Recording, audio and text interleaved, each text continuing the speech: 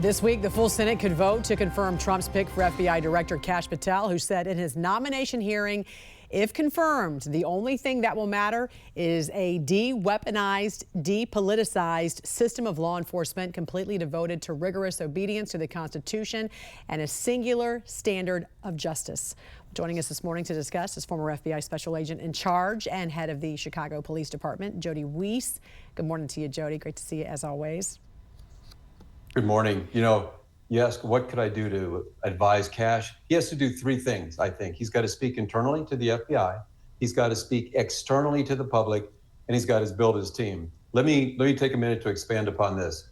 There are a lot of rumors and issues out there, some of which Kash caused by himself. He's got to address those head on, put them to rest, eliminate the confusion. Next, he has to talk about his vision. He's got to make the case of why there has to be change. He needs to talk about his expectations. He needs to talk about accountability and how this will not be tolerated in the future. And then he needs to commit to the people and to the mission. To the public, he's got to admit FBI has lost their way. There need to be change. And how's he going to do that? Because it's essential that Kash's leadership brings back the trust and confidence of the American people toward the FBI. And then finally, he's got to build his team. Jan, as you know, it is all about the people. So he's got to look at leadership. Now, keep in mind, almost everybody in a leadership position is from the Comey era. That has to change, or the Wray era has to change. So he's got to look at the leadership, remove those that he can, incentivize those to maybe move on. And then along with that, at the same time, he's got to recruit the best people and look at the training standards. Because if you want cultural change, you've got to get the right leadership in place, you've got to recruit the right people, and you've got to train them properly. That's how he's going to get the change he wants. You know, when you talk about reviewing leadership and reassigning or replacing those who do not align with this vision, it's really difficult to fire federal employees. How would you advise him in this position to try to get rid of some of those that don't align with the vision? He's got to incentivize them. There's ways you can do that. You could offer buyouts, as they're talking about doing. You could also offer assignments. Maybe they want to go to their office of preference, an assignment they've been dreaming of for years, but they've got to get those out of those roles. I think some will automatically go because it's hard to work for somebody that doesn't share the same values that you do, but he has got to have a team that aligns with him.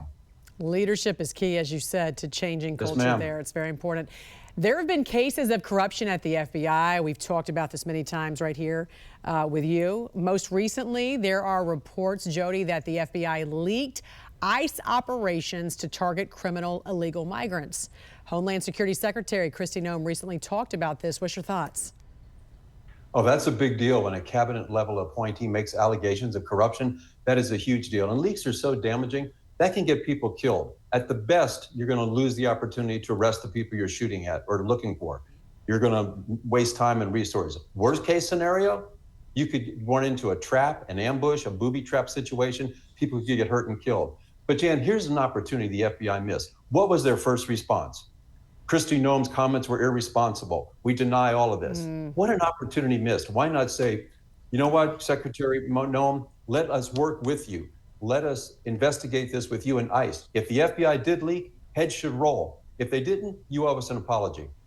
But to your point, the FBI, once again, should be trying to work with the Homeland Security Secretary, but they're doing just the opposite. They're saying that she's wrong. This is outrageous. Meantime, Border Czar Tom Homan says these agents should be held criminally responsible. You just mentioned it, though. They are putting the lives of ICE agents at risk. What do you think about this?